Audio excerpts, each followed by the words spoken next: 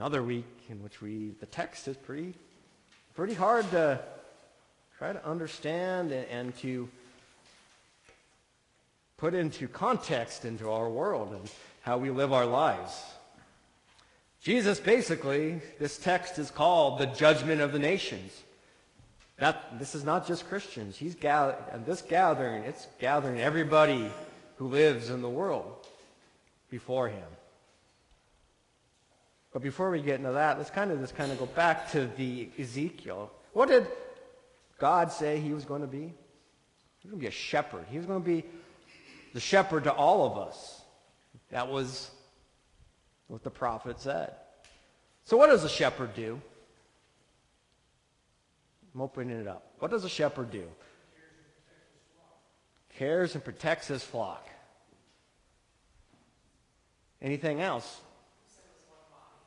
What's that? Keeps the flock together. Like the parable of the lost sheep. One walks off, and what did the shepherd do? Did he let that one go and say, "Oh, it's one. I have 99 others"? No, he went out and searched for that one. In our American culture, I think we would say, "Wow, that's a loss. We can take that loss." Jesus is saying otherwise. As the good shepherd, he's looking out for each and every one of us. But Jesus kind of throws a curveball now at us. And, some people have a hard time hitting that curveball when it comes. Some people will buckle their knees and try to get out of the way. Some people hit the home run off the curveball. Jesus is surprising us because he's saying there are righteous and unrighteous people. And that he will judge each and every one of us. And I said it's hard to swallow when Jesus is standing there and he said, well, there's going to be some sheep and there's going to be some goats. And I'm going to separate you two. The sheep will go to my right hand. The goats will go to my left hand. I don't think we like really hearing that we will be judged by Jesus. I think in American culture, none of us want to be judged. But we're very good at judging others. And Jesus is going to come back and judge. Jesus, in his first coming, he emptied himself. He came into the world as a servant. When Jesus comes again, he's going to come in all his glory with all his angels. And he'll be sitting on his throne, like he said in the parable this morning. So what do we need to do?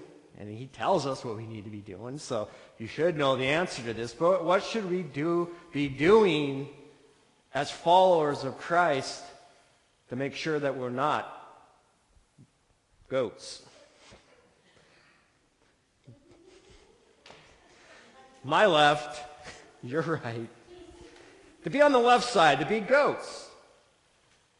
Oh, it's funny because we heard him tell the ones that had been doing what was right, and they were asked, when did I do this? I didn't realize I had done this.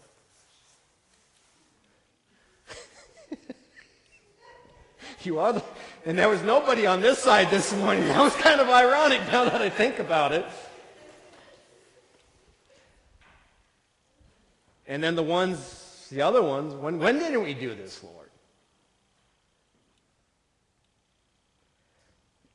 Last week I kind of talked about the word. It's one of those words we throw out that we don't always talk about. You hear it sanctification. It's one of those theological words that we use. And I'm going to use it again this Sunday because those that are doing the work of God without knowing they're doing it because they just do it because they know it's right, they have been sanctified. And that's what we as Christians should be striving for. So when we do go out and we feed the hungry, clothe the naked, welcome their neighbors, go to the prisons, we do it and we don't even think about it. We know that that is what we need to be doing. It's not even a second thought. But if you go and do it, you do these things and then it's all about you. I'm doing it because I want to feel good about myself. Well, it makes me feel special because I did this. You might be a goat.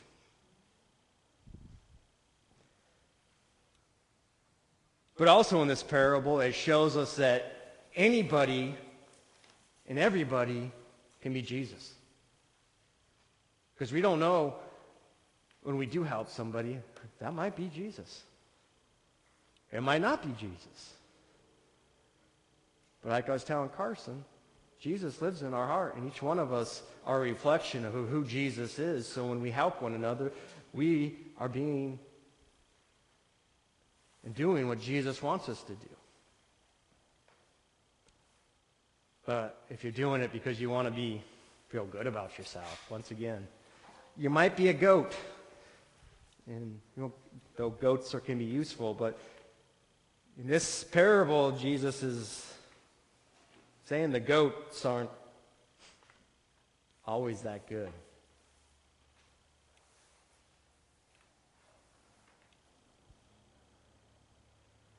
This Sunday is Christ Sunday, the Christ King Sunday. It's the last Sunday in the church year. So this parable is making a point of what we as Christians need to be doing. Not just during Advent, not just during Thanksgiving and Christmas.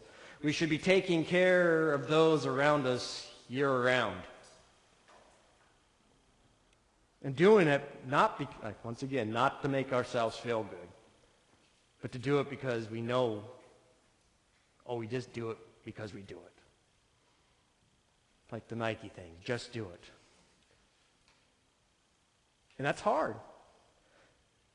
Especially when we get into July, we kind of forget about all this because we don't think about the hungry, the poor, the naked, because we're out firing off fireworks. For whatever reason, when we get closer to Thanksgiving and Christmas, that's when we start thinking about those in need.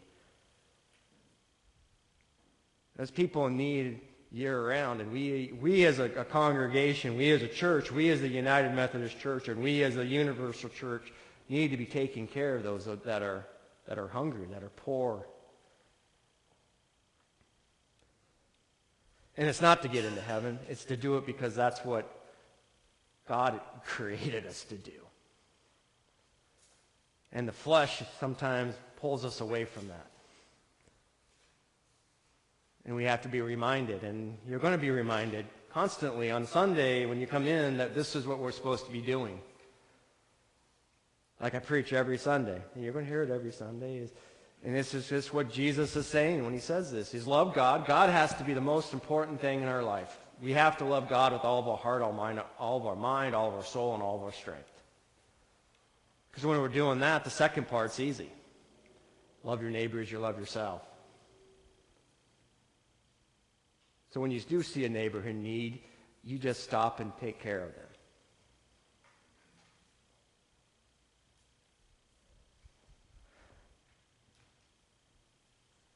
Pretty simple, right? We all can do this, right? No problem.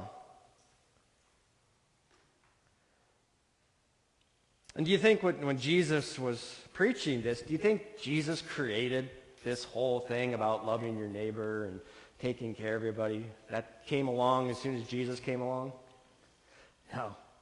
If you go back to the Torah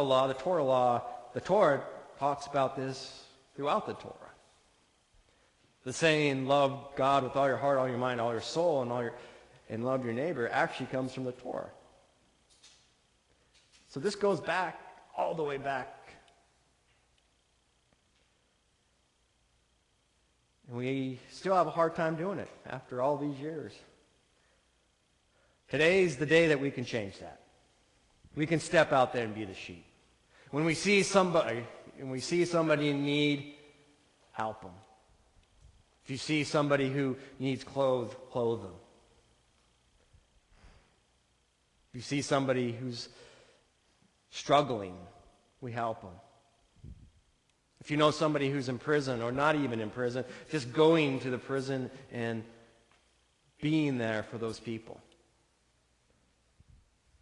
John Wesley did that.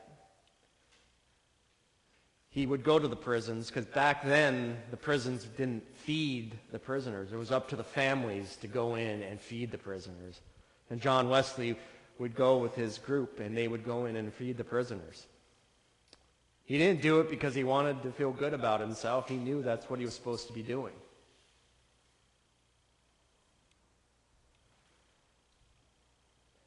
So who here wants to be a goat? Anybody want to be a goat? Who here wants to be a sheep?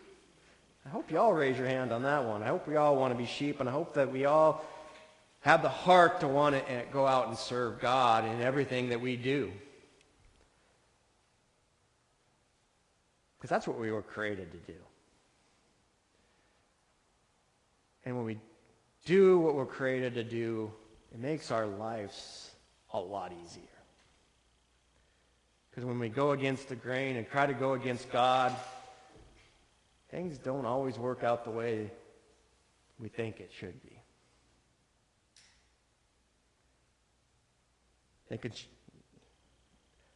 Jonah, who tried to run away from God, and what happened when he tried to run away from God? He got eaten by a whale, and God took him back to where God wanted him in the first place. We need to be doing God's work. And we have so many opportunities right here in the Yakima Valley to be the servant of God. And we're doing a pretty good job. We do Northwest Harvest, Rod's house, we're doing the toys, we're doing an angel tree.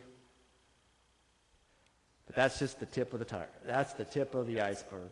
There's so much more that can be done. And I'm not saying that we have to all do it at once, but we do need to be aware of what is out there and what we can do more as a community.